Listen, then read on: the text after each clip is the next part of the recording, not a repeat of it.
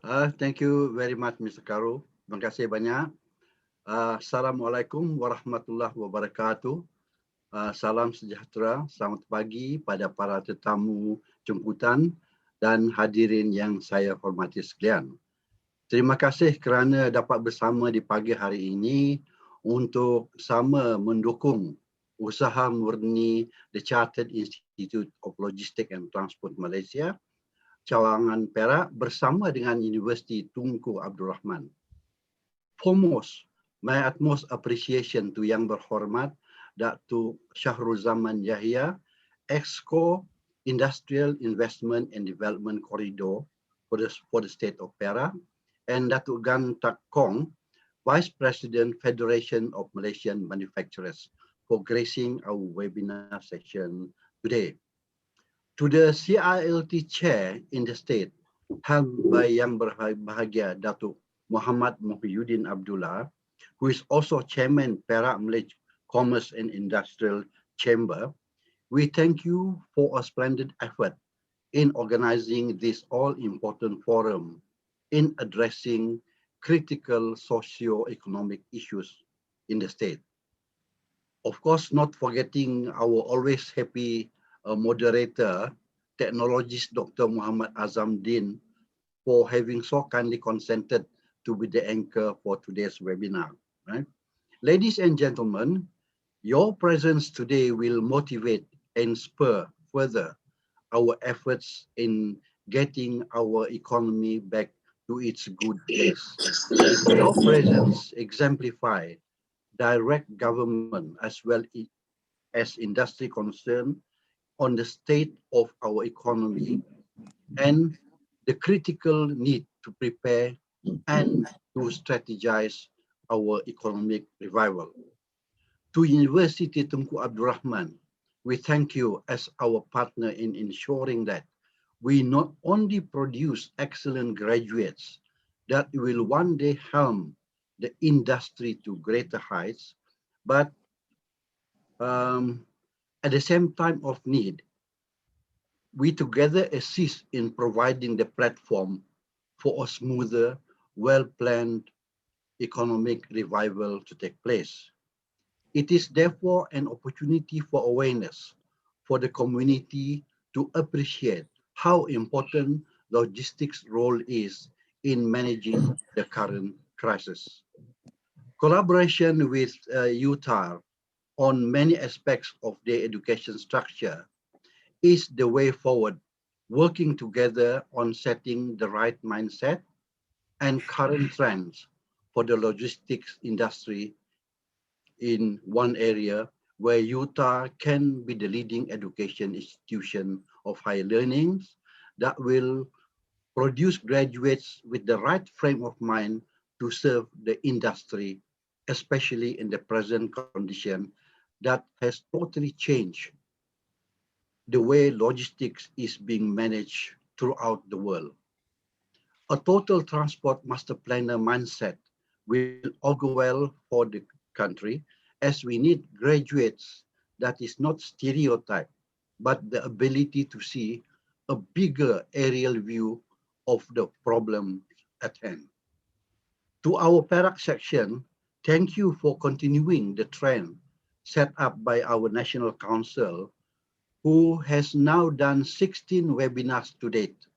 We are happy to note that cooperation from the various sectors, be it the government, private sector, especially logistics services providers, and the educational channels are all in it together with CILT Malaysia to wade through the opportunities that are awaiting us in our journey of recovery from the current pandemic. The theme for the webinar slotted as post-COVID-19 logistic industry opportunities in the state of Perak, with the various topics selected for deliberation by panel members, serve well the purpose in our effort at getting back to normal the social and economic activities that we sorely missed for the past 1 year. It is timely, therefore, that we prepare ourselves to uncover the opportunities that are before us and embark upon it in a truly professional manner to avoid past mistakes and to better manage the future with the environment that we are in as our focus. This is the opportunity to promote industry development and human capital for supporting the industry so that our recovery process can be quickened. Perhaps the pandemic has given us a room to ponder and look back to what had happened and to reflect and project better management come the next opportunity arising. Looking at it in positive light, it will give us the energy and motivation to carry on with life cycles. We in CILT are delighted and proud to be associated in these collaborative efforts to move forward during this challenging time. CILT Malaysia, being under the umbrella of an international fraternity of professional logisticians in 37 countries, and being under the auspices of our own Ministry of Transport, is in the best position to come up with many ideas and practical experiences worldwide to be adopted and implemented. We at the CILT are currently holding discussions with the Ministry of Human Resources to allow us to be one of the industry lead body so that we can impart the expertise of our members in various fields in conjunction with the vocational educational schemes that is currently in place. We are also having a discussion with the Ministry of Transport for us to be the examining body for the handling of dangerous cargo on roads, which is currently unavailable, in order to create the right training for drivers of heavy goods vehicles carrying dangerous goods. Yeah, MOT is very serious on this, especially when it is very much a United Nations ratified protocol. Logistics being the central nervous system of all economic activities will need to be harnessed holistically in all development areas to benefit all sectors of the supply chain. Planning for one economic activity has to correlate to other existing economies and so that we can avoid the duplication of efforts. Yeah? Being with CILT means, therefore, is being in touch with existing mindset and current trends for the logistic industry. In conclusion, I would once again thank everyone for making this forum an opportunity to foray our thoughts for a better future, especially to the state of Perak. I might be 1,000 miles away in Sabah, but I have a special attachment to the state of Perak as I received my secondary education here for a full 7 years, of course, together with none other than the chairman of CILT Malaysia Perak Section himself. And we all played rugby together then. And I believe YB Datuk Syahrul is also a keen rugby enthusiast himself, being the president for Rugby Malaysia. But ladies and gentlemen, for now, let us enjoy these fruitful moments, wishing everyone the best, a good day. God bless us all. Stay healthy and stay safe. Wabillahi taufiq wal hidayah. Wassalamualaikum warahmatullahi wabarakatuh. Thank you very much. Thank you very much, Haji Ramli. Wonderful opening remark. Okay, so I would like to introduce the reputable and highly respectable panel members to the audience. We have with us Yang Berhormat Datuk Syarul Zaman bin Datuk Yahya, who is the Exco for Industrial Investment and Development Corridor of the State of Perak as our first panelist. We also have with us Datuk Haji Muhammad Muhyiddin bin Haji Abdullah, who is the chairman of Perak Malay Commerce and Industrial Chamber, as our second panelist. And we also have with us Datuk Gan Tak Kong, who is the Vice President of the Federation of Malaysian Manufacturers, as our third panelist. Together with all these respected panels, we have our moderator, TS Dr. Muhammad Azam Din from University Tunku Abdul Rahman Kampang, Perak. Now, audience, we would like you to ask questions to the panel after the session. So you can write your questions in the Q&A box, and I will assist to ask the questions to the panels at the end of the session so that we can have a good interactive session, right? So without much ado, I would like to hand over the session to the moderator, TS Dr. Azam, to begin. Thank you very much and enjoy the session. Azam. Thank you very much, TS Karuna.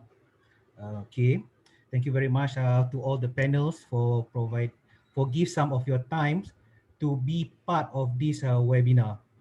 Okay, to all the viewers and the panel, our intention with this webinar is to see what are the post-logistic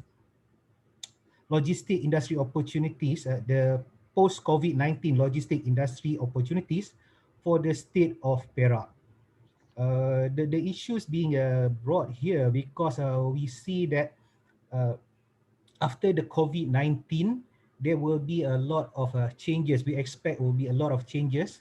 And logistics is one of the sector which some say might be neglected, but we need to take it and look at it as logistics is the bloodline of the economic activities.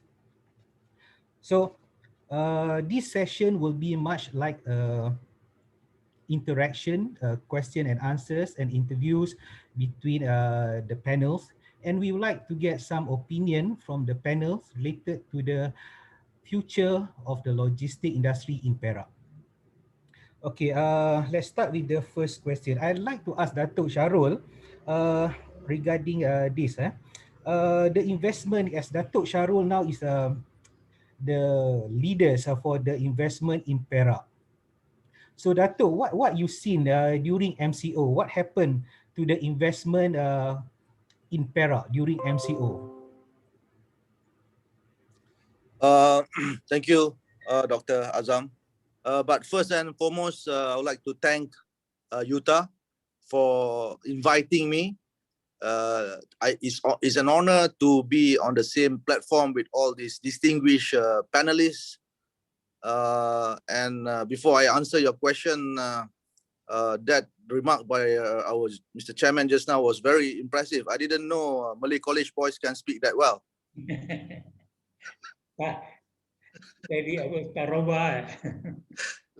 Let's see how a Starian will do now. Coming back to the question, definitely in terms of FDI, foreign direct investment, we can see a very big setback with this pandemic COVID situation.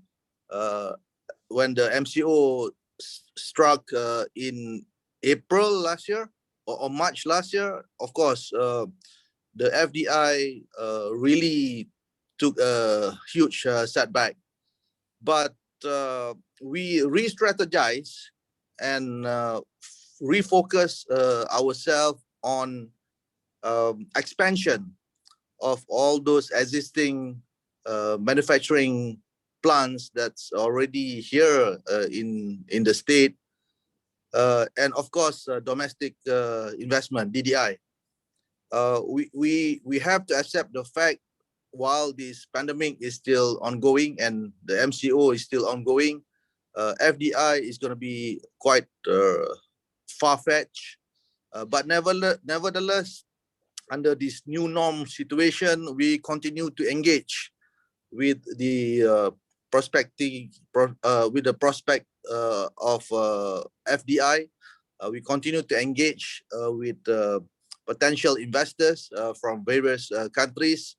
Of course, with the help of our friend in FMM, Datuk Gan, MICCI, Datuk Lim Sibun, and the chambers, the Malay Chambers, Chamber of Commerce, Datuk Mayudin, and Datuk Liu of the Chinese Chamber of Commerce and also the Indian Chamber of Commerce. So we work together and we try to engage on this new normal way of interacting via video conferencing, via Zoom meeting, because while this MCO crippled our business activities to a certain extent, we feel that it's also a golden opportunity for us to take one step back, go back to drawing board and relook at our strategy, re-strategize, and see how we can move forward during this MCO period and also post pandemic COVID-19 situation. So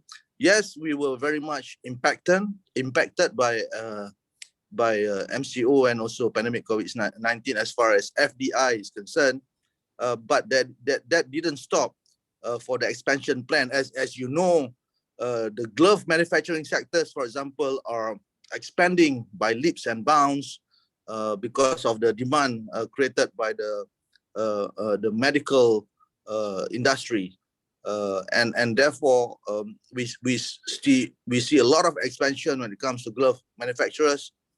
In fact, we have unfortunately we have to turn some down, but we are trying to fix that, turn them down in the sense that some of them want to go to Taiping, for example, but there are so many glove manufacturers in Taiping that pose a challenge to Lembaga Air Perak in terms of the water requirement, because as we know, water is one of the biggest requirement as far as glove manufacturing is concerned. So coming back to the question, yes, very much impacted by the MCO and pandemic COVID-19 when it comes to FDI, but that is not going to stop us from continuing to engage the potential foreign investors. And while we are focusing on the existing investors that's already in the state and also the direct investment from domestic investors. Thank you. Thank you, YB, Dato' Sharul. So this is a good point from Dato' Sharul here, whereby there is a hiccups in along the line when we are doing the business activities, especially during the COVID-19. Dato' Gan, would you like to add something on that? What is your experience during this COVID-19? How does it affect your business, Dato' Gan?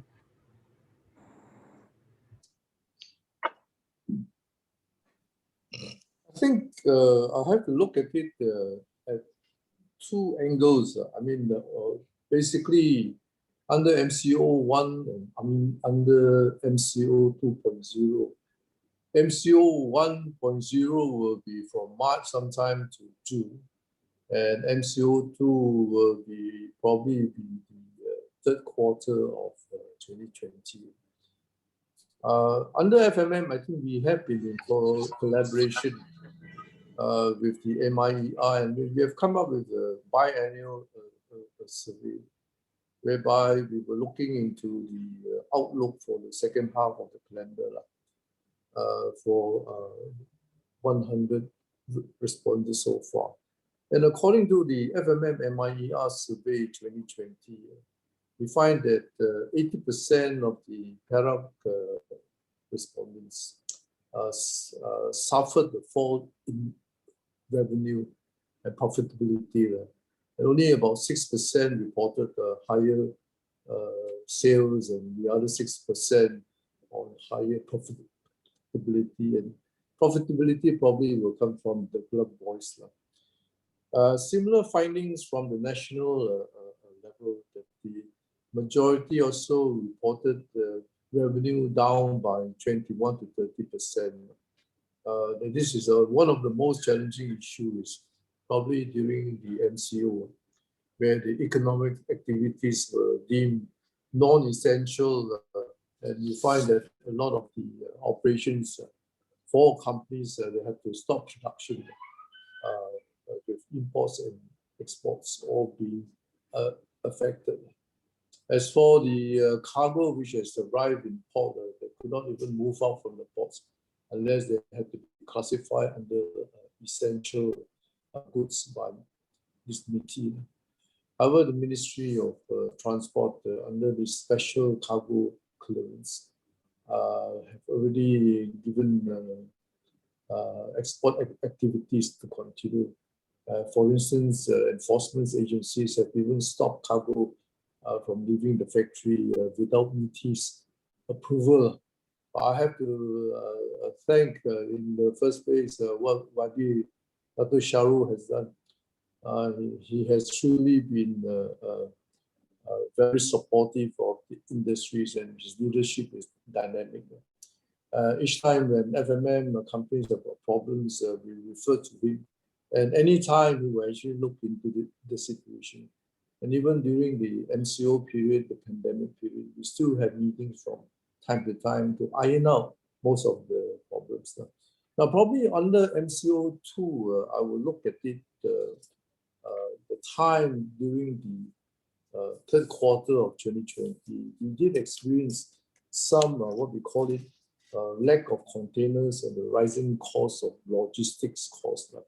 Since today's webinar is more on logistics, we will probably talk more about that. I think there is, at this moment in time, a shortage of container and space. And we wanted shippers to actually collect and return the containers as soon as possible. As you are aware that at this moment in time, a lot of the shippers, companies who want to do export or imports, they are really facing a lot of problems now. We are also negotiating with shipping lines to supply more containers to the port at this moment in time. And from talking to a lot of the companies, they find that the cost of logistics have gone up from 8 times to even 10 times. Those which are actually shipping in from China, coming into Port Klang, and use the cost of import from China used to be 300 US dollars. It's now gone up to 2005. So it has gone up by probably 8-fold. And those which they are actually they're exporting to US is not so bad. It's still 2 to 3 times that. So at this moment in time, I think the situation will probably improve sometime by June or July. So making it probably very, very difficult times like this. And we believe that there's actually a meeting between MOT, Ministry of Transport, and MNSC, which is the Malaysian National Shipping Council. The meeting was actually held on December 28th. This is among the ASA, Asian Shippers Alliance, and also the European Shippers Council called ESC, and last, the American Import Shippers Association under AISA. I think these are some of the hiccups that we had during the MCO period. Thank you. And thank you, Datuk Gan. I do agree, Datuk. This is one of the issues that I've been heard from the industry, is that there is less container which are not able to support the manufacturing for the consumer to move the materials to the consumer. This is one of the issues now been facing all of us in this industry, because without containers, how can we move the materials throughout the rest of the world, right? So yeah, container is very, very important. When there is a shortage of container, it's really affect the supply chain of the manufacturing towards to the consumer. Yeah. This is an issue that we should take note about. This happened. This is something new that we do not precede and expect that such situation has happened, but it already happens. Yes, it's already happened, and there's nothing much we can do. But the only thing that those people who are importing products from China and who wants to add value to their product, I've spoken to one of the manufacturers who was in the furniture business. They need a lot of this raw material from China, and they were telling me that used to import it at 300 per container, used to be 300 USD. and now it's gone up to 2,005. But yet they still have to fulfill the quota. And those people who are also in other businesses who are also, I have heard stories about them, and everything is the same. So let's hope that Dr. Azhar, if I may add something. Yes, sir. This pandemic situation is the first of its kind for us. It really hit us by surprise. We have gone through an epidemic situation before, but this is the first time we are facing a pandemic situation. At global scale, right? Yeah, and it's also global scale. So I must apologize to the industry players, because we know that the way things were handled during MCO1 was a bit, what's the right word? Can I use the word haphazard a bit? Because we were caught off guard. We were not prepared, and we panicked, and we did not know what to do, and therefore the decision for that total lockdown, right? But this is a learning process, and as you can see during MCO2, we are able to manage it better. The MCO situation, whereby the business are still allowed to operate, the logistic chain are allowed to go on. So it is a learning curve that we have to go through, but I admit that we need to, the turnaround time to resolve some of these challenges that we are facing need to be faster, because at the end of the day, business are all about timing. It's all about doing things as per plan and meeting deadlines and whatnot, because at the end of the day, time is money. So we understand that, but we must admit that as a government, as a state government, and even federal government, we were caught off guard. And so all of us, right? This is something that we have never faced before. So I think as we go along, and inshallah, if we do get out of this pandemic situation and MCO situation, because now the vaccine is here, I'm gonna be vaccinated on Monday. Oh, congratulations. Inshallah, lead by example. We lead by example. Yeah. And even after this, if suddenly another pandemic come, I mean, I'm not praying for that, but I'm just giving an example. Let's say next year suddenly Shahrul Vid 2022 Shahrul Vid 22 come in, but we'll be more prepared, because we have gone through this process. And the most important, I think, Doctor, is that we must learn from this what has happened. We must learn from this crisis that we have gone through, because if not, then we will go back to the square one of reacting, firefighting. We need to be more proactive, and with this experience that we face the last 1 year, we should be more proactive and mitigate all these future possible challenges. Thank you. Thank you, Datuk YB Sharul. Datuk Gan, anything you want to add? No, nothing. Okay, thank you. Let's move on. I think it's a good. What we can hear that the pandemic, it is caught us on guard, and then what we could do is that we learn from it. We try to survive. We try to improve our operational activities, especially from manufacturing side and also from the logistic side.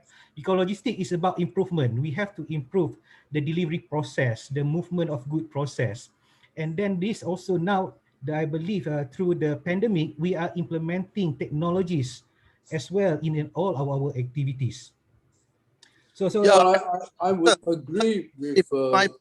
Doctor, if I may add, sorry, I talk a lot. This is what happened when you guys invite a politician to be on a webinar. You know, I will not stop. please proceed, YB Dato'. I was just gonna say that this is very important message. I was just gonna say that this new norm that we are talking about needs to be the norm. You know, this new norm that we've been talking about for the last 1 year better be the norm. It shouldn't be the new norm all the time, or rather, it shouldn't continue to be a new norm. It should be the norm now. So what I'm trying to say is, if after this COVID situation, if post-COVID we suddenly go back to square one, we go back to the old way of doing things, then I think as a mankind we have failed. We must learn from this crisis. We must learn from all this and try to do things better and make the new norm the norm. Thank you. Dato' Gan, you are saying? I was just saying that I agree with YB Dr. Shahrul that during this pandemic period, especially the first 1.0 MCO, we were truly caught off guard. And I think the federal government wasn't sure what they did. They kept on changing the policies, the regulation. And each time there was problem, I had to rush to see YB Shahrul and ask him for advice. And then we came out with all kinds of strategy. We had meetings, so on and so forth. But I agree with Dr. Shahrul, there's something that we actually learned from this pandemic, because we were actually caught by it and we were truly very surprised. I agree to that. Yeah, thank you. Thank you, Dato' Gan. Dato' Shahrul, I have a second question here. In your opinion, as the who manage investment Perak, what do you look? What is your opinion regarding to the logistic infrastructures and facilities that is available in Perak? Okay, can I have some opinion on that? Well, okay. I thought I want to give you the big picture first, but I'll answer your question first, and perhaps you'll give me the opportunity to share with the audience about our big picture. But you asked me about our logistic situation. We have some of these logistic facilities, but we need to do much better than what we are right now. For example, we have Lumot Port, we have Ipoh Cargo Terminal, which I'm sorry to say this, but it is very underutilized. And I've been engaging with industry, and I know the issues in hand, the rates, the productivity, the efficiency, and all those things. But the fact is that we have an inland cargo terminal. ICT, yes. And we need to fully capitalize on that. So that's on Ipoh Cargo Terminal. So I'm constantly engaging MOT, Ministry of Transport, and also Ipoh Cargo Terminal themselves. Been having a couple of meetings with the chairman, Datuk T.S. Lim, which is very dynamic. And we are trying to see how we can really, how Perak can really capitalize on this Ipoh Cargo Terminal. Yes, we don't have a container port, but we have Ipoh Cargo Terminal. And we have to make use of what we already have. Apart from that, we have the longest stretch of the Plus Highway, right? And we also have coming the West Coast Expressway from Banting to Changkat Jering. That is going to be very strategic for the commercial sector, for the industrial sector, because it is basically a port-to-port highway, Port Klang to Penang.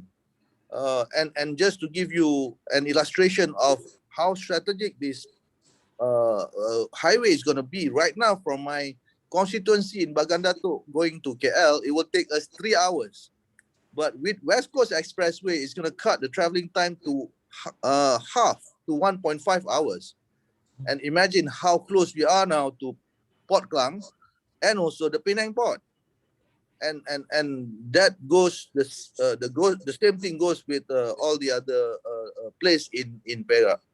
So coming back to your question, yes, we have some logistic infrastructure, but we need to strategize and execute these strategies so that we can fully capitalize the logistic infrastructure that we have in the state. And having said that, if you can allow me, Dr. Azam, if I can share the bigger picture, because I think this is very important for all of you to understand, because at the end of the day, for us to realize this vision that we are trying to propagate, the logistic industry has to come in to support this, else this thing is not going to happen. When I first came in as the EXCO of Industry Investment and Corridor Development, I tried to propose this vision called Silver Valley. I'm a guy that's crazy about branding, and I came up with this branding of Silver Valley, presented to the State EXCO. It was approved, and I also persembah to Tuanku Sultan Perak, because we know that our Tuanku Sultan Perak is a subject matter expert when it comes to economy. Tuanku even wrote a book about inclusive development, and it has been approved by EXCO, and we are executing it. Basically, Silver Valley, let me just share very quickly what Silver Valley is. It is a conceptual proposal to start with, to rebrand the whole industrial corridor in Perak to this branding called Silver Valley. Why Silver Valley is direct translation of Lembah Perak. And we envision that by the name Silver Valley, we want to be the Silicon Valley of Asia. And the three main objectives is, one is inclusive development. We don't want the development to just happen in Kinta or Taiping or Tanjung Malim and Lumut, but we need to look at all the various 12 districts that we have, and all district has its own strength, and therefore we should look at that strength and try to develop each district. Secondly, we need to upgrade our industrial park to be of world-class infrastructure. This is what the potential investors nowadays are looking for, and they are expecting ready infrastructure. Gone are the days that we can say, oh, we have an industrial park somewhere, but with no ready infrastructure. They expect ready infrastructure. They expect when they come, they just plug and play. Gone are the days you can tell them, oh, you have to wait for 2 years for us to make the infrastructure ready. That is a no-go, because countries like Vietnam is committing that within 6 months, you can start building your manufacturing facility. So we have to brace for this. Of course, they're looking for 5G infrastructure and things like that. And last but not least, the EXCO of Perak has Empower Invest Perak. There's an agency under me that's promoting industry and investment to be the center of investment. So now we have 8 center of investment. This is like a special committee chaired by me, looking at how we can fast track strategic projects. So for now, we have like COI Proton City, we have COI Kosan, the Glove City in Bidor, COI Silver Valley Technology Park in Kelantan, COI Sri Iskandar Industrial Park doing recycle industrial waste manufacturing. And then we are looking at COI WCE itself, because we need to strategize and capitalize on WCE, because that should be the new growth corridor of Perak along the West Coast Expressway. And then, well, last but not least, we have COI mineral-based industry. This is where I think logistics must play a very important role. Since the tin mining days, we primarily are still just dealing with raw materials. We just export. I'm not saying that no processing at all, but primarily 90% of our natural resources, our minerals, we just export it as raw materials. That is an opportunity lost to us, because by right, we should be looking at downstream activities, value-add industries, so that at the end of the day, we just don't export raw materials, but also do finished product and export the finished product. Right now, we export raw materials outside, and then the finished product, we import it back to our state. So we need to do more of these downstream activities. And of course, to do this, we need to try to promote the whole supply chain ecosystem of the respective industry to happen here in the state of Perak. And to do that, we need a very comprehensive and efficient logistic system, Dr. Azam. So I think I'll stop there first. Thank you, Dato' Sharul. I see you have the Perak state have their plan for the development and investment for the country, for the state. And I do agree with Dato' Sharul. The facilities is there, but Dato' said it is still underutilized, Dato'. We are still underutilized. So that means we need to study on how we should utilize the facilities that is available in the state of Perak, especially related to logistics. And also, I agree, Dato'. When we look at the mineral industry, yes, because logistics is only to support the movement of goods. At the end of the day, movement of goods is between the producer and the buyer. So we are supporting such movement. So if there's somebody will come in and invest in the producing end product for the minerals, that will be good. So everybody will benefit from that. Anything, Dato' Mayudia, you want to add anything? Yeah, Dr. Azam. I think apart from what Dato' Sharul was saying, I think the other most important thing is the human resources. Human resources. That's why when I think CILT Malaysia appointed I think the first chamber in the country that was being appointed as the branch. Yeah? So as I look at it, I think when we have this Pemuda meeting where Datuk Gan chair, so it was telling very difficult to get professionals, workers, all that. No? So I think for when I was being appointed, I was given the task of industry linkages committee, chairman of industry linkages committee. I think the other most important thing is to make sure that the industry in Perak, I think there are a lot of big industry in Perak, but I think most of them find difficulty in getting good workers.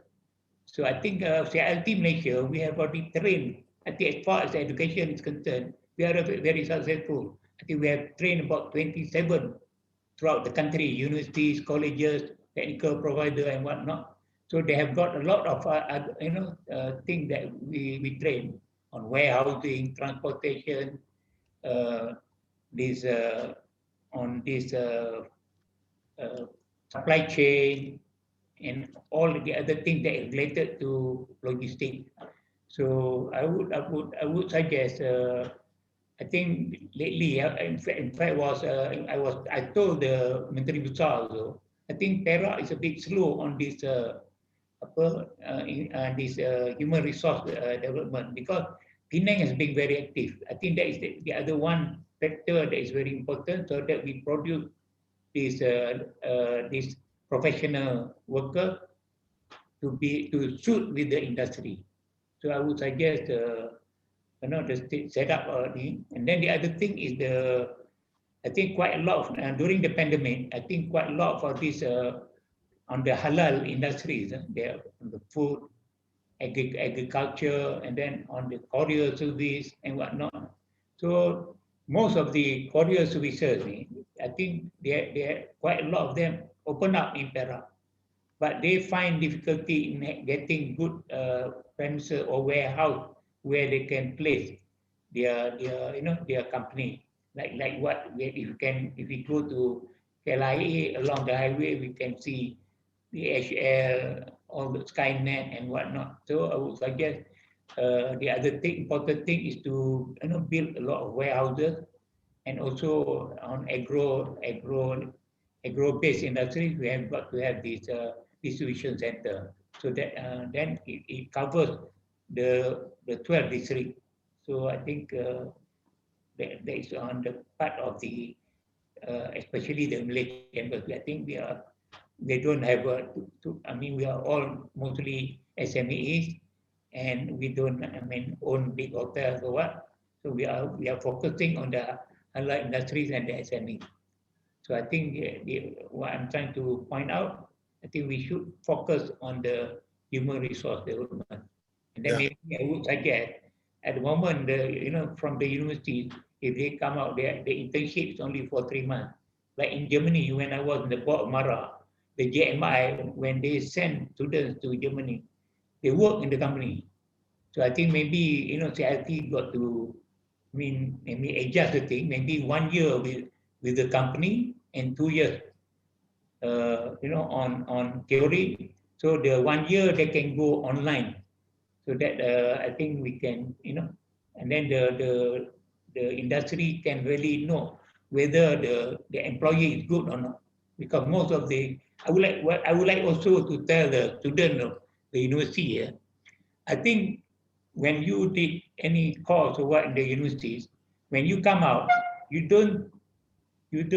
must always feel that when you come out, when you want to work with any organization, you are a liability to the organization, because the organizations have got to train you for 6 months, 1 year.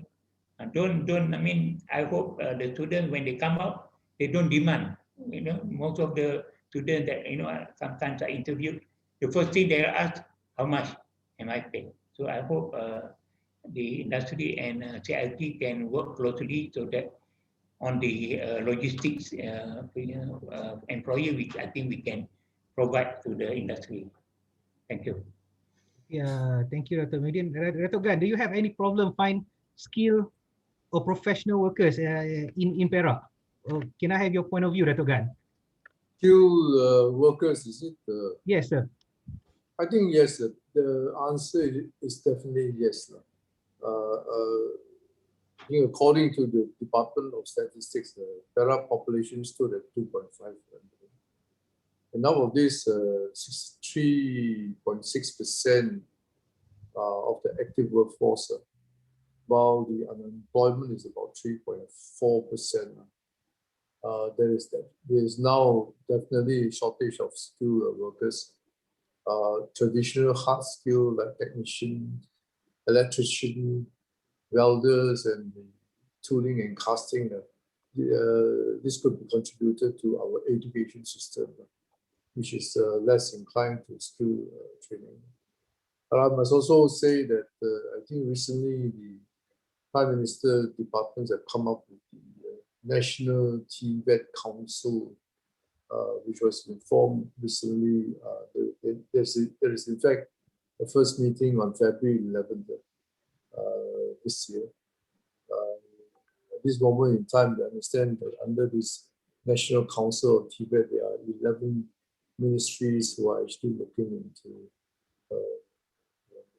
training the workers. I hope also UTAR and the rest of the universities can actually come in to do part of the tertiary education and program. There may be some confusion as to 11 ministries are actually involved at this moment in time, but they are as to this moment in time as much as 1,200 training centers on this matter. So it will probably be quite confusing here. Then the other areas probably we will be talking about the migration of our workers. Some of these skilled workers or these people, the local workers, are actually moving to Penang and also to Selangor, which is another challenge which the Perak State government is actually facing. I recall sometime in 2015, whereby FMM was called to do the what we call it, the scheme Latihan 1 Malaysia, which under SLIM. This objective was to enable unemployed graduates to find employment among FMM company members in Perak.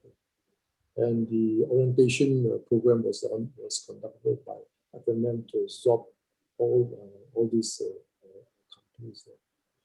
Out of the 50 member companies which have signed up for this program, Altogether, there were 170 various different jobs.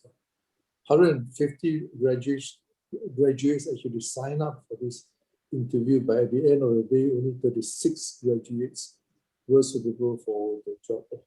I think at this moment in time, I think the universities and TVET and probably under FMM, we need to probably have a meeting in the future to look into the problems of graduates.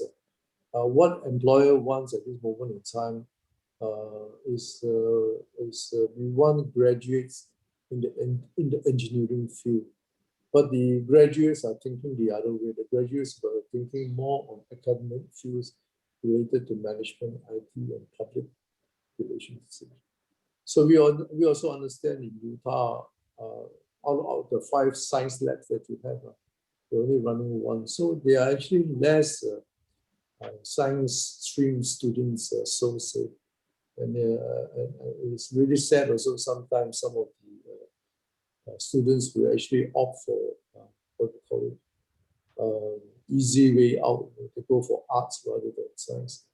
Because when they go to universities, their peers are so relaxed, they can lap up, they can do whatever they want. So probably after 1 year studying in the science stream, they just have to move out. They prefer, to go back to arts. So I think UTAR is actually facing this problem. And it doesn't meet up with the requirements of the industry, what they actually want. I think UTP is not so bad.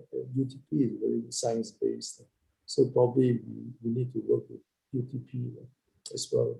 I think the whole concept of education in Perak has got to change now. It has got to meet up with the aspirations of most of the companies, what they want. Probably a task force should be set up. Maybe Shahrul can actually look into the situation of engaging TVET, also universities, and also people like us who can do placement for students to sit down and also get the multinationals to sit down and check with them what they do they actually want in order to resolve some of the problems which Perak is actually facing. Thank you. I see, Dato'. Thank you, Dato' Gan. So, Dr. Azam, yes, sir. if I may add on this thing about talent. I've been engaging with almost all universities and colleges in Perak because we need to work together very closely with IPTA and also IPTS. I must apologize because I haven't been able to go to UTAR yet. This COVID situation really screw things up in terms of the ability for us to meet face to face. But I would like to visit UTAR also in a very near future, because at the end of the day, the industries like what Dato' Don or Dato' Muhyiddin mentioned just now. I call him Dato' Don, by the way. That is his glamorous name. Okay. The industries needs talent, so we must be able to match the requirement from the industries with the talents that we have in the state. But unfortunately, this brain drain thing has been happening in our state, because I don't blame them. Even I myself, when I first came back from the US, I mean, Ipoh is not even though I went to school in Ipoh for 5 years in Star Ipoh, but I don't think it even crossed my mind to try to find a job in Ipoh. Automatically is KL.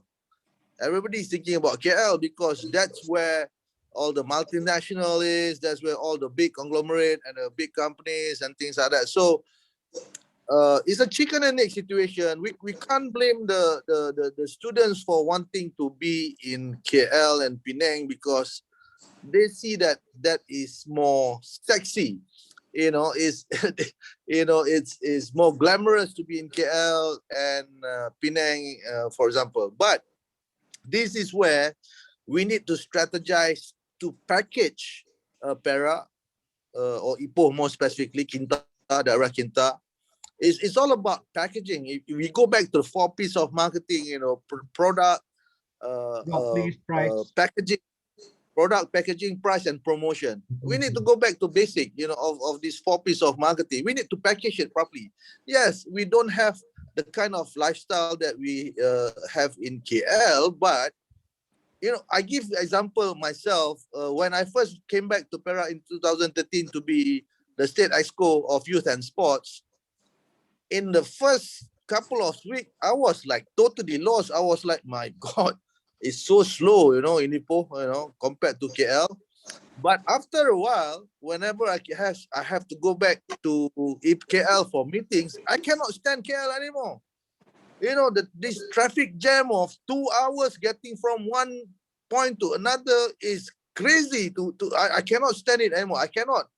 After staying in Ipoh, I cannot stay in KL anymore.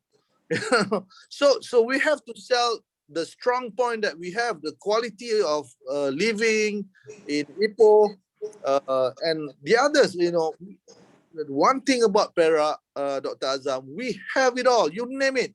You want mountain, you want hills, you want forest, you have Royal Belum, you want sea, you can go to Pangkor, you want Tasik, you can go to Tasik Banding. We have it all. The streams, and we can do everything. So that is why we need to package Perak properly, because we all must remember, and this also applies to the potential investors, they are not just coming here to work. They are coming for lifestyle. People want lifestyle. People don't just want to work. They want to see what can they do after work. Where can they go during lunchtime? What can they do at night? What can they do over the weekend? Where their kids are gonna go to school, international schools, good schools, and things like that. So people are going for lifestyle. So that's what we need to do for Perak. I'm working very closely with my colleagues like Dato' Noli, who's the EXCO of tourism, and the other EXCOs, because at the end of the day, we need to repackage Perak properly, so that it will be so sexy that people cannot resist it. Dr. Azam. Okay, thank you, YB Dato'. I do agree that with now the issue here, I believe the student now, they are going where the money is. So if the money is in Penang or in KL, they will go to there, but they do not see the opportunity cost happen. When they go there, they have to spend a lot of money for the lifestyle itself, the traffic jam, whatsoever, they have to pay for that. Standard of living. Yeah, the standard of living. But when we live in Perak, even though the salary might be a little bit less than what they have, those who was having in KL, but you have a quality of life. That's the trademarks. That's the opportunity cost that they have. Yeah, I think we should explain this to the student as well in the university. This is what they need to gain. And I believe Dr. Sharul, talent is not can be done in a day. They have to experience the process. They have to learn the mistakes. From that, they can build their talent. So talent also something that need to be invest as well. So I think we need to inform to the student. So they need to take time to learn, to grow themselves, and then from that, they can be somebody who can contribute back to State of Perak. Okay, the next question we have a very good discussion here. And also to the viewers, if you have any question that you would like to ask our panelists, please feel free to write down in the question and answers column there, which is located at the bottom of your screen. Please write your question. So we will ask the panel at the near to the end of the session. Next question. I believe this I would like to ask the manufacturing, Datuk Gan, as well as Datuk Mahyudin. What do you see in terms of green practices now in your organization, from the manufacturing side and as well as from the chamber? How should we start? Datuk Gan first on green practices. Okay. I think we are aware that the logistic companies have been urged to adopt this, what they call it, green strategy, that is to lower the carbon output This is because the logistics sector actually accounted for 21%, which is actually the second largest portion of total carbon emission for the country. I think for FMM, we are supportive of this green logistics in Malaysia to reduce the greenhouse gas emission, which according to what we want is reduced by 45% by 2030 under the Paris Agreement. So FMM will take cognizance that the logistic is actually an important component for the logistic and trade facilitation plan. But however, our members have got no control over this logistic companies because we don't control them, you see. So I think the latest Ministry of Transport initiative has launched this, what we call cargo move, called link haul system to minimize the vehicle waiting at the port clerk through more efficient scheduled use. As for FMM Perak, I think we look at it in a mid to long-term plan to support the federal government on this green practice in logistics.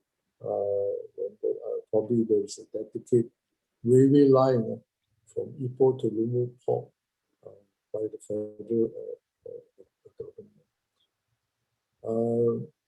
As you know, that the mineral-based industry truck their minerals mostly to LMT in Lumut,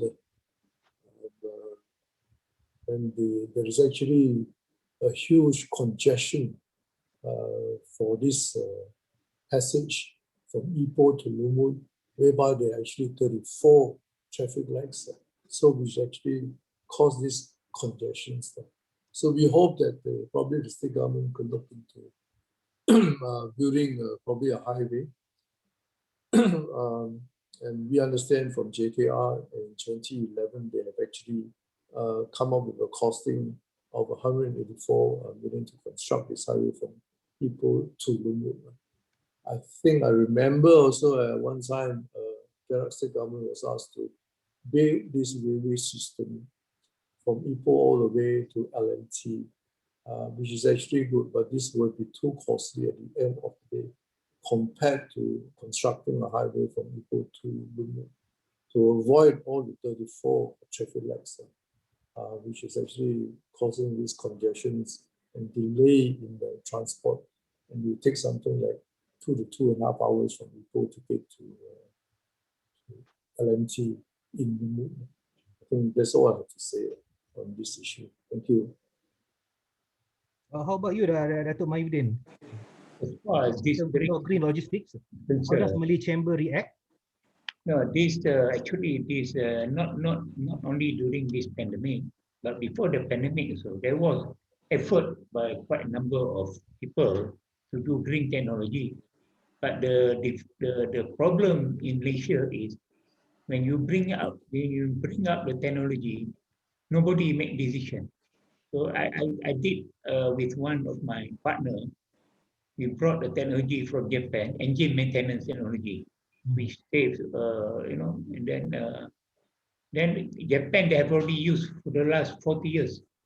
So when we brought to the, at that point of time, Tenaga Nasional, all that, so nobody made decision. And then after that, we brought in this aircon maintenance, you cost reduction. Then in Hong Kong, all the Hong Kong bank is using the system. We brought in the system to Malaysia. Then still no decision. But at the moment after the pandemic, there are efforts of some of these younger people. And now the younger people, they have got different mind, different ideas. So some of them they are going to do this urban farming, this vertical farming, and also this energy efficiency. At the moment when they brought to various, even solar last time, brought in from Germany, the fourth biggest in Europe, fourth largest. But then nobody made decision. So I think whatever it is, if you want to need, so the government must make decision. So that they last time they bring up a green technology punya incentive not under the ministry, but then nothing happened. So not everybody must be serious. Then only this green technology can come. You know, actually there are a lot of efforts now for to do this green. Wow. You know, Green is something we are looking at right now. Even CILT now, we are looking into the area of green technologies and green logistics. The reason I asked this question to both is Datuk Gan and Datuk Mayudin is that we want to see what is the opinion from the manufacturing and then from the chamber on the perception of green practices. And I believe afterwards. Actually, it is good for the country. I take for example when brought in the Japanese technology on this engine on this transport. How many how many transport come lorries, army truck, police, so it can save billions of money for the government. I think it will be a good thing, but then there must be a political will to do the thing.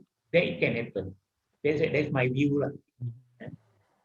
So there must be a push from the government itself to initiate the green practices among the users in state of Perak, Datuk. No, I would agree with what Datuk Syarul is trying to do for Perak lah. That must be a fast track lane lah. So there must be a center whereby if anybody has got any proposal, go to that secretariat and fast track. And then otherwise nothing will happen. So I think quite a lot the Malaysia quite a lot they have got so many things, you know, they brought forward. I met a lot of people, you know, but then cannot happen. I think I just want to say that under the EIP, the Eco Park Management, I think Perak has actually been identified. And during the meeting which I have with the EIP people, they have selected 3 areas which I spoke to them on the industrial estate being converted under EIP. 4 states have actually been selected, and Perak, the 3 growth centers which I pointed up to them was Kintar, the other one was the Lumut, and one in Taiping. So these 3 areas will actually be zoned for, the industrial area will be zoned for green technology, which is actually similar to what most of the Scandinavian countries are actually doing. The federal government have come up with 5 million grant to enable this process to go through. We will be having more meetings with them because I am actually the IPMC chairman under FMN for the whole of Malaysia, whereby we do have meetings with them from time to time. So unless these industrial estates go to turn green and then with this technology, further than that, I think maybe from there, under the logistics side, we can do something about that. But you need to invest a lot of money in infrastructure. At the end of the day, it doesn't mean just EIP, but I think you need to have gas coming in, you may have to be proper, unified, you know, all these things have got to be taken into consideration before we can even use the word green energy or green IPMC for the state. Thank you. Yeah, Dr. Syarul, could you add anything about green culture and green practices from the government, from the Perak state point of view? Yeah, we are very committed to the United Nations Sustainable Development Goals that line up green technology as one of the answer in terms of achieving the eco-friendly industrial environment and whatnot. So we are very committed to that. Of course, this is under the purview of the Exco Alam Sekitar, my colleague. But all of us are committed to this, which is why we are encouraging the private sectors to look into all this technology and to invest. Perak State Government also through our state GLC, namely Maju Perak Holdings Berhad, they are focusing on green technology, renewable energy. We are looking at the possibility of all our state building to be embarking on renewable energy approach and whatnot. So yes, we are very committed to that, and we would like to work very closely together with the industrial players, with the private sectors, in achieving this vision, mission, and objective of green technology. But I would like to come back to what Dato' Gan mentioned just now about going back to logistic, the highway of Ipoh Lumut. Yes, we know that is one of the biggest challenge that we have right now with so many traffic lights there. But I would like to urge the industry players also to look at utilizing WCE. Of course, it's not all the way to Ipoh for now, but you can go to Kanda and then go into WCE and get yourself all the way to Lumut. So that is one way right now. And of course, the challenge with Ipoh Lumut alignment right now with that many traffic lights, of course, the issue is that if we want to do highway, then there will have to be that many interchange. Sorry, not interchange, flyover, right? So it's very costly. I think that number that Dato' Gan mentioned just now, that is a very outdated number. 2011, 9 years ago or 10 years ago. It's probably double of that now if we want to do Ipoh Lumut Highway. So we are looking at how we can capitalize on West Coast Expressway because it's already there, and they are already looking at this new alignment that will connect Ipoh directly to WCE, because right now WCE is not going through Ipoh, is on the side of it because it goes to Bruas and that alignment. But we are looking at one new alignment that will sort of connect Ipoh to WCE. So that will be the answer. Sometimes we have to be creative about how we can solve the existing challenges that we have. It doesn't have to be the current alignment. We can look at alternative alignment. But I recognize the fact that it is a major issue to our logistic players because I myself travel to Lumut all the time. It's very frustrating that you have to stop to 36 times. I don't know what was the number that Tok mentioned just now. It's actually 34. 54. Altogether, 34 traffic lights. My number. You count the traffic lights. One traffic light, if you stop, say for 5 minutes, you wait 5 minutes. 34 times 5 minutes, you know how long is it? It depends, Dato' Gan. For people that is not so good like you, it's always red. But for when it's always green all the time. Oh, then you're very lucky then. But anyway, on a serious note, we are looking at that. We must solve these challenges that we have to travel from Ipoh to Lumut, because that is currently the route for our logistic players to go to the Lumut port. So we recognize that is a very big challenge that we have to overcome, and we are working on it, Dr. Azam. Thank you, YB, Dato' Sharul. A good info we receive here. So I believe is that this back to the issues that being raised by Dato' Sharul is that the facilities is not being fully utilized, even though the expressway and the highways is not still being fully Okay, utilized. Dr. Azan, let me stop you there because I ni bila I teringat, I kena cakap, nanti I lupa. Okay, please proceed, sir. Please proceed. Another major underutilization that we need to look at is our railway, our rail. Agree. Yes, If you agree. look like if you look at some of the developed countries like Germany and of course Japan for that matter, they fully utilize their railway, right? So our railway is so underutilized, and therefore, of course, I'm talking consistently with MOT and also KTM and RAC, Railway Asset Corporation, on how we can all work together to see how we can fully utilize or increase the utilization of our railway. Our railway right now is primarily very, very underutilized. It's an opportunity loss. It's really an opportunity loss. And then in Batu Gajah, we have also the ASEAN Training Center for railway in Batu. Very, very big complex. They want to underutilize.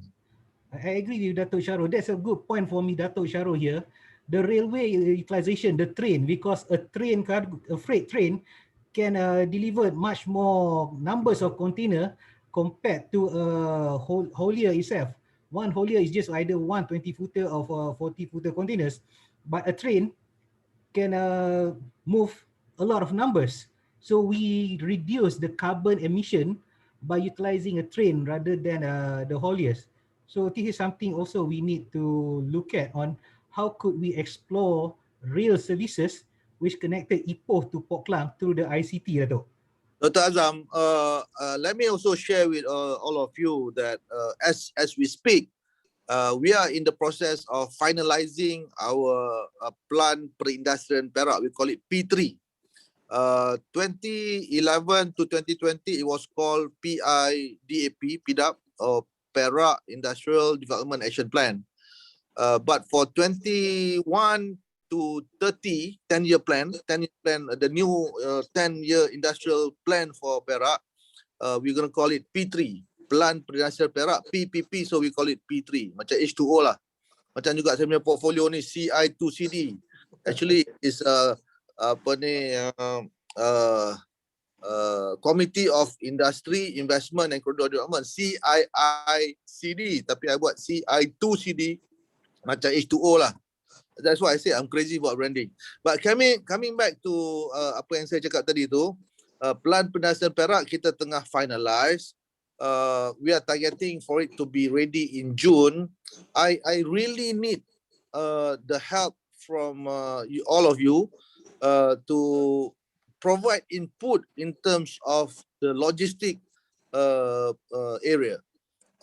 How you think where we are now, and where we should be moving towards as far as logistic infrastructure is concerned in Perak. If somehow you guys can provide input on that, I would certainly appreciate it, so that we make sure that sometimes when we do this kind of planning, we tend to forget certain areas that is supposed to be a very important element within the whole planning of certain plan. And I think logistic is something that we must look at, so to support the industrial plan of Perak for the next 10 years. Thank you, YB Dato' Shahrul. This is a good feedback from your side. So I think we already must conclude to our webinar. But I have one question. This is from the Q&A. There is one question said by Ui Bun Ong. Ui Bun Ong said, I want to ask question regarding the inland port in Ipoh in the 1980s. I was working in a factory and knew that transport is much easier for goods to be shipped overseas through the inland port. Many new forwarders start up then. Will this policy help to make smoother for inland transport to other states? I find that it helps to create better business network. So who should I'll, answer this? I'll answer first. As I mentioned just now, he's talking about the Ipoh Cargo Terminal, ICT. As I said, the fact that it's the first inland port terminal in the country should say a lot. That means it's very strategic that we have there. But as I mentioned at the beginning of the webinar just now, is underutilized one, and we have to look at the business model again.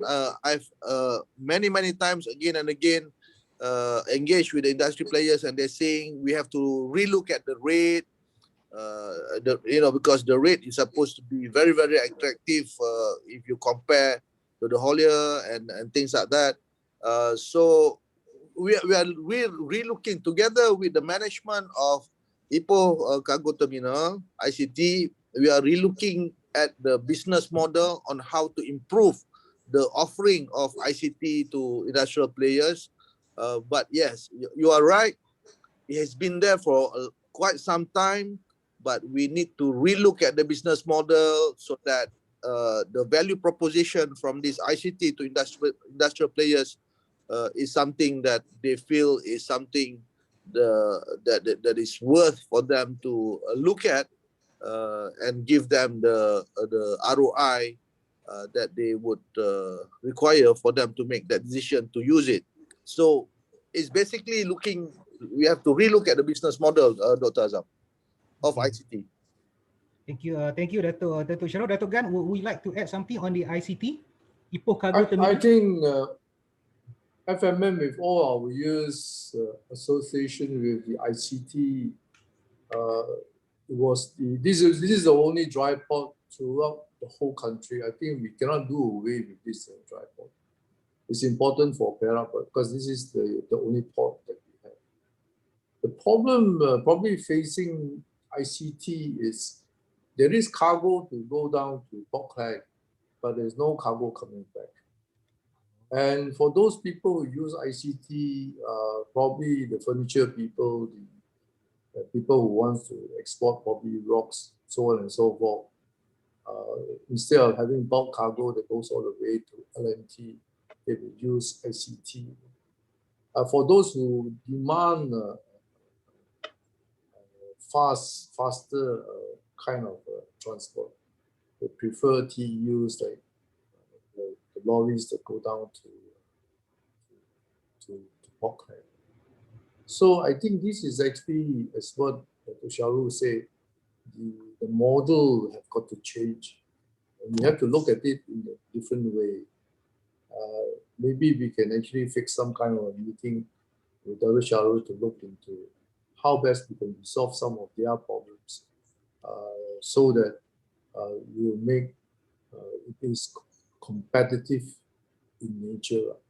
For somebody who wants to transport their product to Port Klang, naturally they want it, the number of days to be transported and to be exported to be as quickly as possible. And ICT has the lead time can take a longer period. That is one of the what we call the negative point which ICT is actually facing now. Okay, thank you. Thank you, Dato' Gan. So, so I could see that the ICTs has been supporting the Perak industry as well, and is becoming part of the logistics hub, whereby it's able to deliver goods to feeder the containers to Port Klang. But however, there's a problem is that there's nothing from Port Klang coming back to Ipoh from the ICTs. So we need to look into this, how to we improve that, and I agree with Dato' Syarul. Maybe there is something we could look and improve on the ICT itself, and then Dr. Azam, I can assure you that it's work in progress. In fact, tomorrow on Sunday, I'm meeting the chairman of ICT again. We have been meeting every week, brainstorming on how we can bring up the service level of ICT, how we can improve the business offering to the industry players. So we are trying on a very aggressive manner.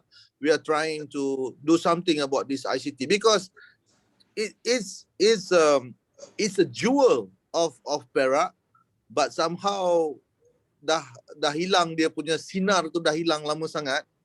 We have to gilap balik untuk dapatkan the sinar balik lah of this ICT. We need to relook at the whole business model of ICT and try to give a better offering to the industry. Because at the end of the day, I can understand that you guys, industry players, business, you're looking at the bottom line of your numbers, right? So it's very important for us to look at the business model and make sure that it is going to be a very unique value proposition that will give you the ROI that you need to make use of ICT. Yeah, thank you, Dato' Syarul. I have another a question here. Maybe we all should take note. That is from Gana Prasgasam Mangalam. Gana Luis. Pragasam Mangalam. He said that KTM should provide more freight services. Currently, there is only one up to Port Klang and one down to Ipoh. So perhaps this also a note that we could take to discuss further with KTM.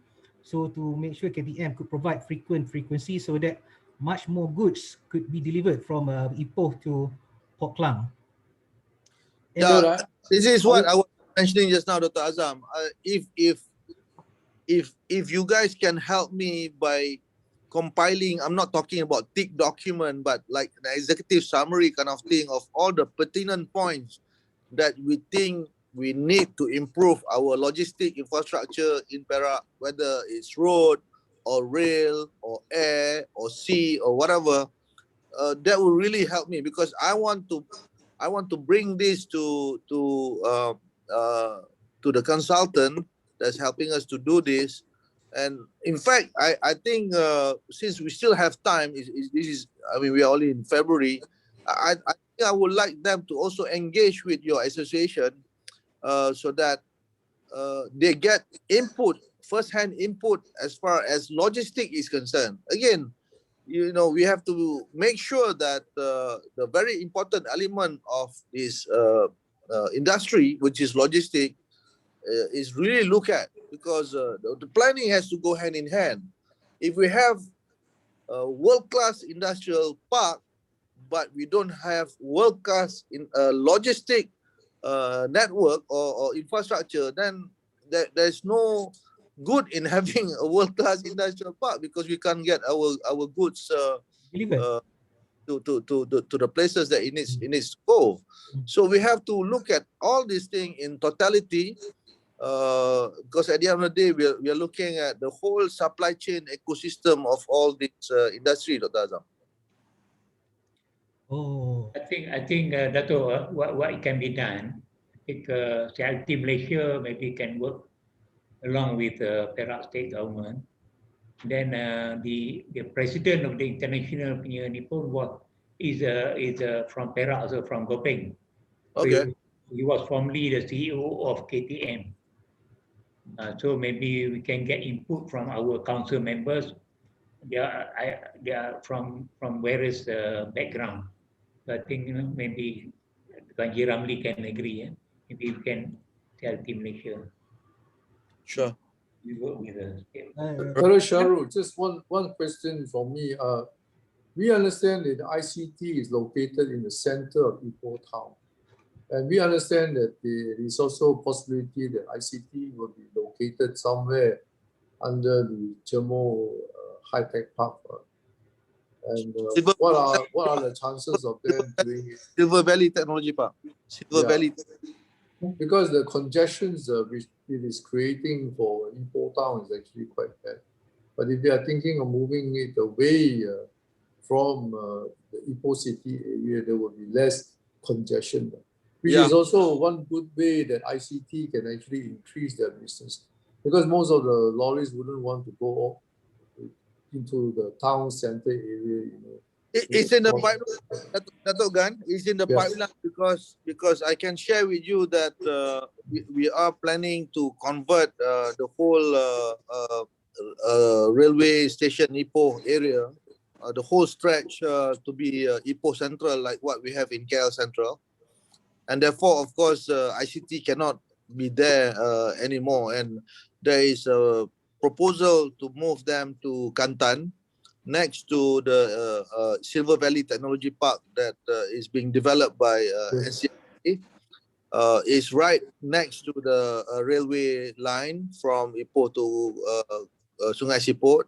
So very strategically located, and that is one of the things that we are discussing with ICT right now. But of course, it's a chicken and egg situation. They are asking, okay, if we go there, what are the industries that's going to be there in Silver Valley Technology Park and things like that. So it's work in progress, Dato' Gan. But of course, they are also looking at Batu Gajah as an option. That is another option. Okay, thank you. Okay. All right. Thank you, Dato' Sharul, Dato' Gan. So this is another biggest challenge. This is from Luis. He asked a question. The biggest challenge faced by ICT is the lead time and why they are losing out to road hauliers. Yeah. So this is one of the biggest challenges by ICT. And then ICT must have enough prime mover to move the cargoes from the factory to the ICT hub. So these are two of the suggestions, I believe, from Luis Gana Pagasam Mangalam. And then a question from Rainer Tan, TS Rainer Tan. He said, ICT is the only dry port in Southeast Asia. So far, there any promotion marketing down with Southern Thailand counterparts where agriculture products are one of the common essential cargoes, promoting by utilizing rail to connect mothership in Penang. So perhaps this very interesting, very interesting. This is the thing that we need to get input from you guys.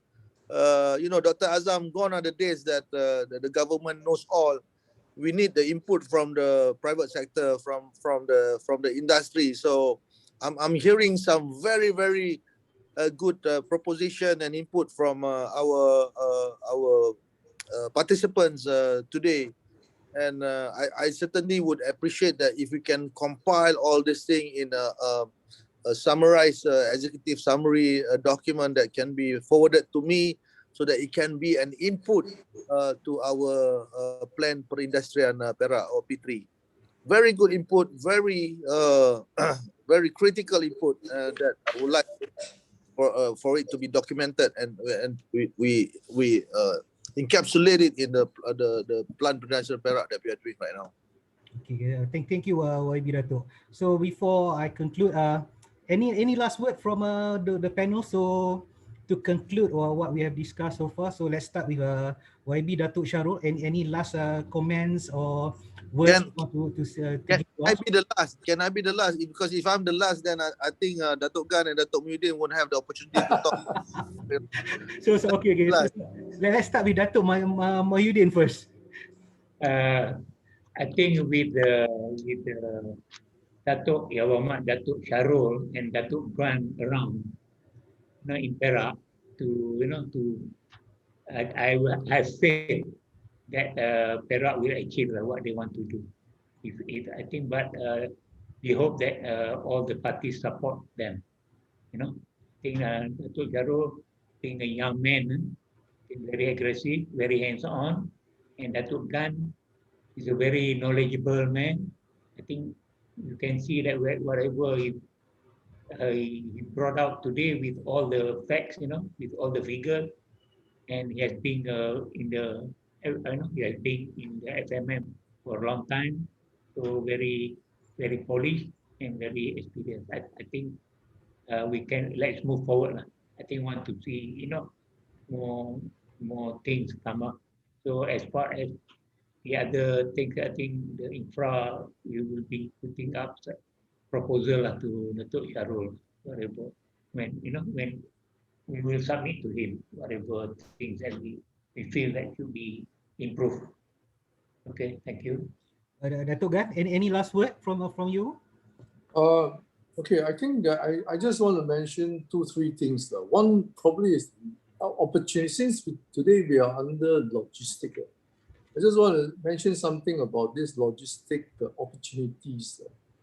At this moment in time, we found out that under the Malaysian freight and logistic market, the compound annual growth rate is actually at 11%.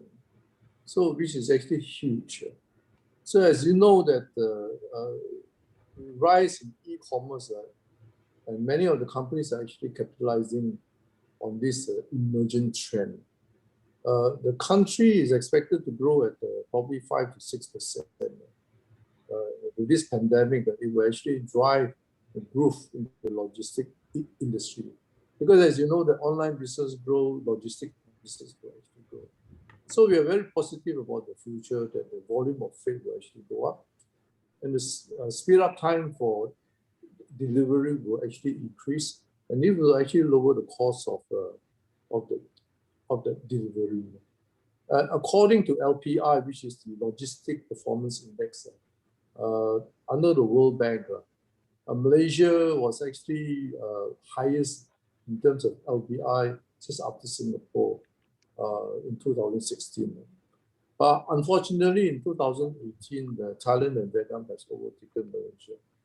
And LPI for Malaysia, among 160 countries, we are ranked 32nd in 2016, and we are ranked slightly higher at 41 in 2018.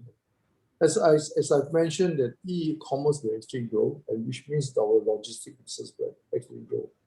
E-business at this moment in time in Malaysia, in 2019, according to the statistics, we did USD 3.7 billion. It is expected to go up to 5.7 billion by 2022. And already you can find that 25.84 million of the active internet users, which actually is about 80% of the population in Malaysia. I think the most important thing which I want to mention today is probably on the virtual communication, on the digital transformation in the digital world, and I would therefore urge probably Dr. Shahrul, the state government, to give priorities to 5G readiness in future, despite the COVID-19 pandemic crisis. Let us look at the structure of what China does. You see, in Malaysia, the telco companies can never actually grow because they do have a return of investment. And they cannot invest in infrastructure because by investing in infrastructure, they also need the return of investment to come back. So for telcos to expand the infrastructure in 5G for Malaysia is never possible. Whereas in China, the infrastructure is actually done by the government. And what telco companies in China would actually lease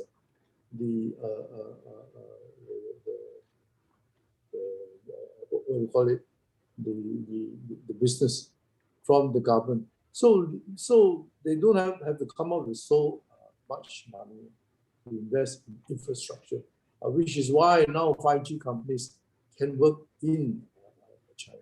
So I was just hoping that why don't the Malaysian government also get China to invest in our 5G system in Malaysia? And telcos can actually, end of the day, actually lease it from them.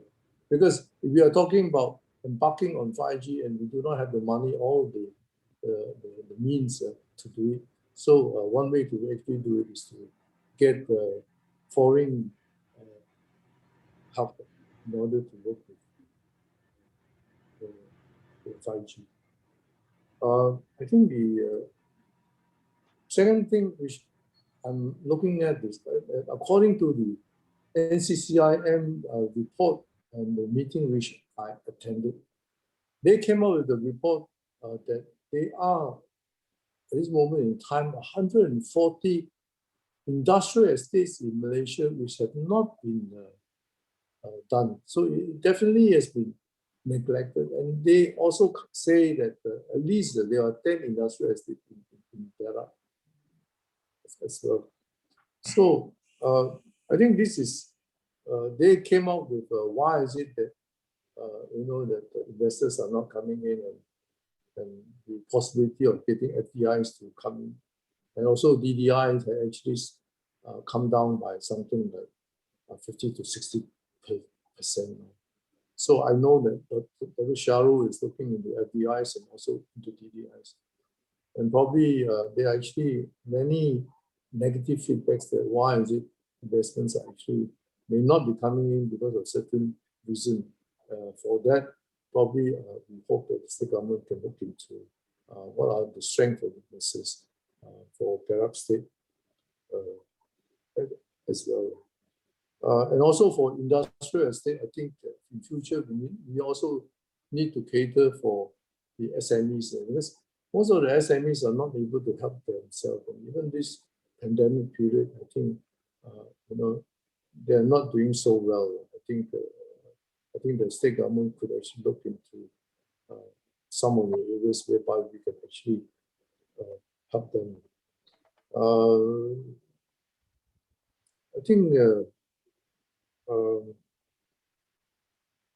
I think that's about it.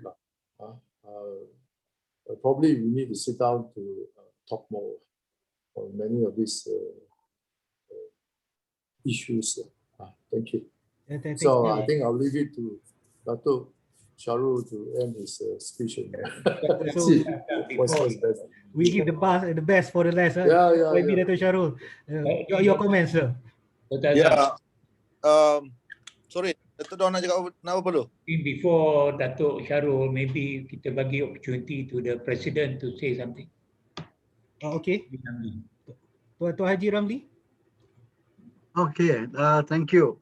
It is very enlightening to get the people from the industry to highlight issues and at the same time provide solutions and suggestions, as what we have seen just now. And Datuk Shahrul ada mention tadi mengenai the associations punya role where we can help.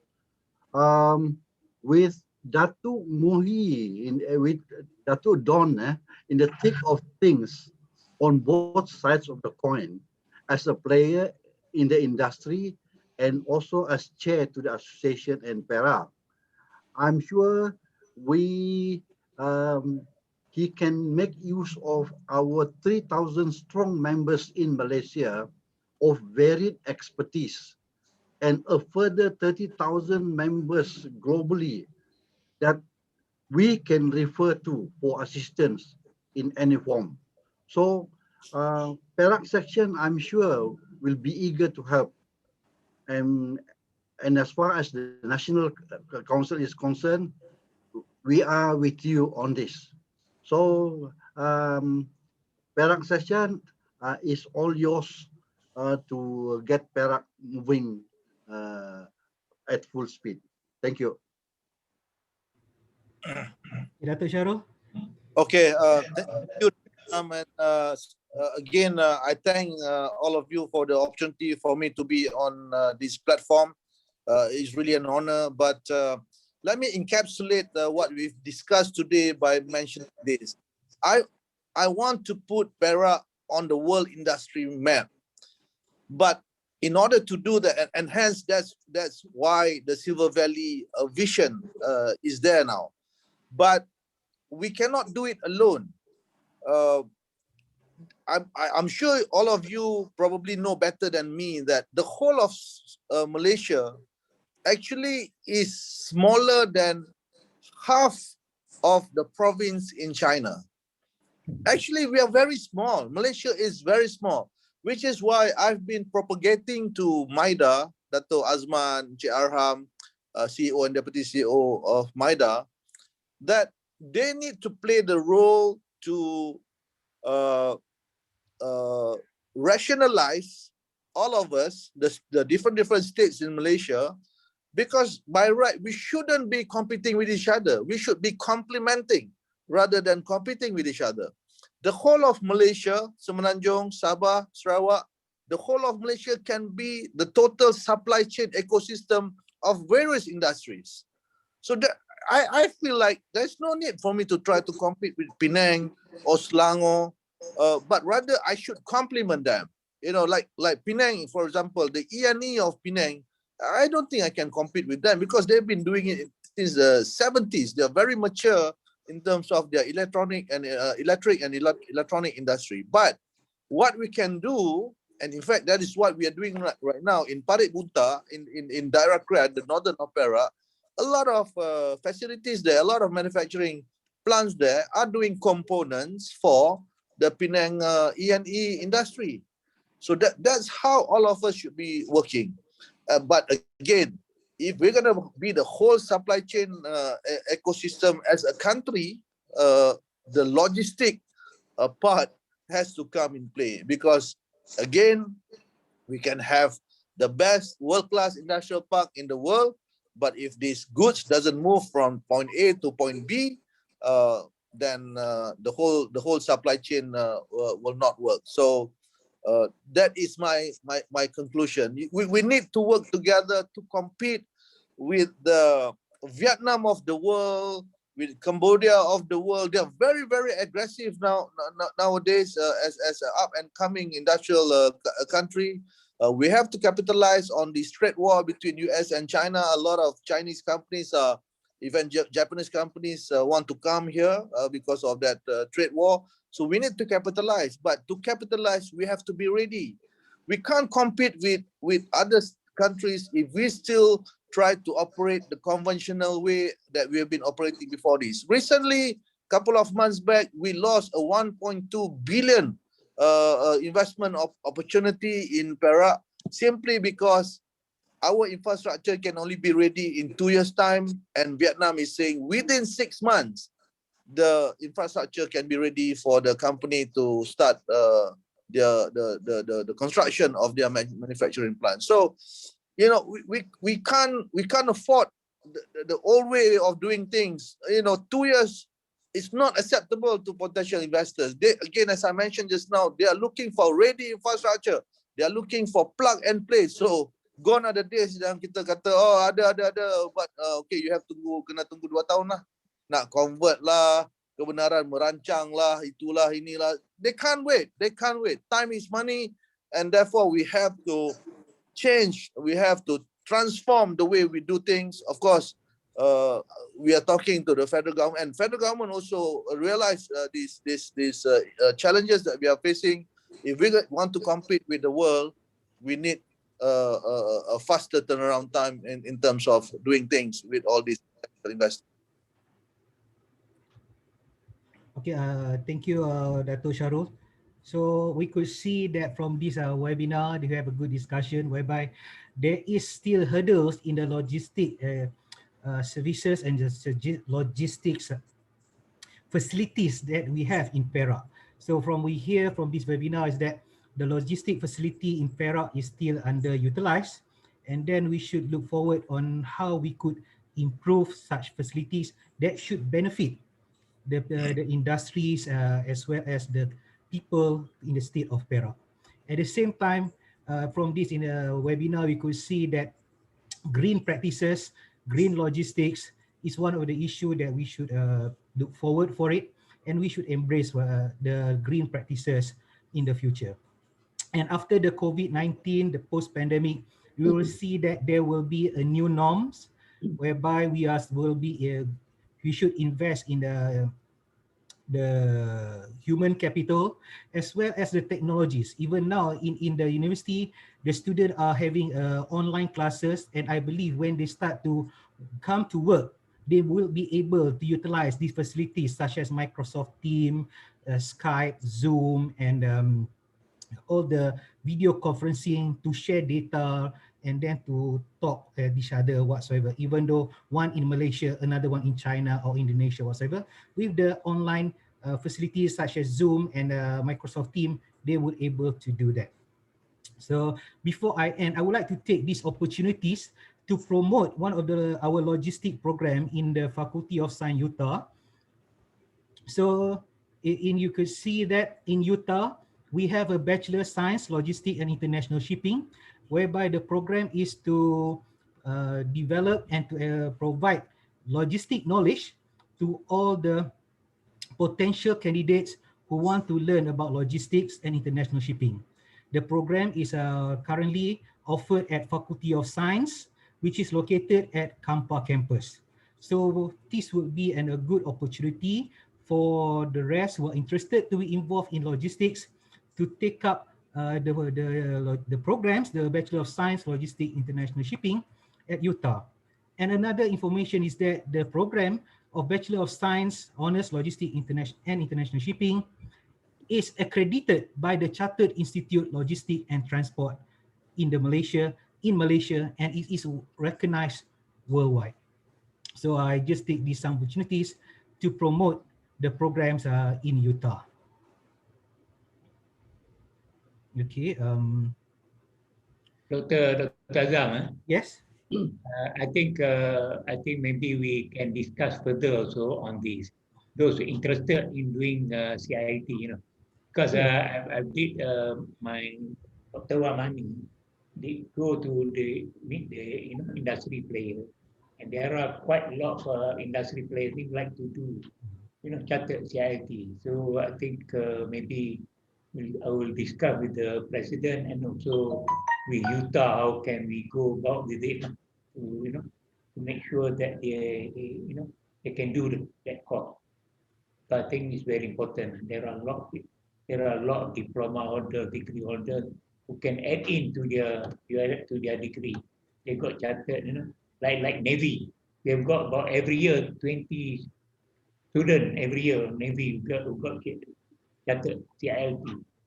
So when they get this CILT, they easy for them to naik pangkat lah. So we are being with the armed forces, with the custom, with the CILTM, a lot with the transport ministry punya officers. So we are moving ahead to get more people to be involved in the logistics. That's it. Okay, thank you. Thank you very much, Datuk Mahyudin, for your feedback and inputs on this one. So now I pass the floor to TS D. Karunaniti for the closing of the ceremony. Thank you very much. Okay, thank you, Dr. Azam, and also all the panelists. Yeah. All right, we have come to the final part of the session for the webinar today. So let us take a group photo now. Can everyone on your camera give the best smile ever? Okay, I thought Dr. Shahrul, you left us already. No. Okay, 1, 2, 3. Okay, one picture's done. Okay, that is a nice picture. Okay, thank you everyone. Thank you for participating. I think that's it for us. Okay, thank you. Thank you very much. Bye Thank you for bye. having me. Thank you Thank very much. you. Bye. And the president Thank for you. joining in. Okay. Okay.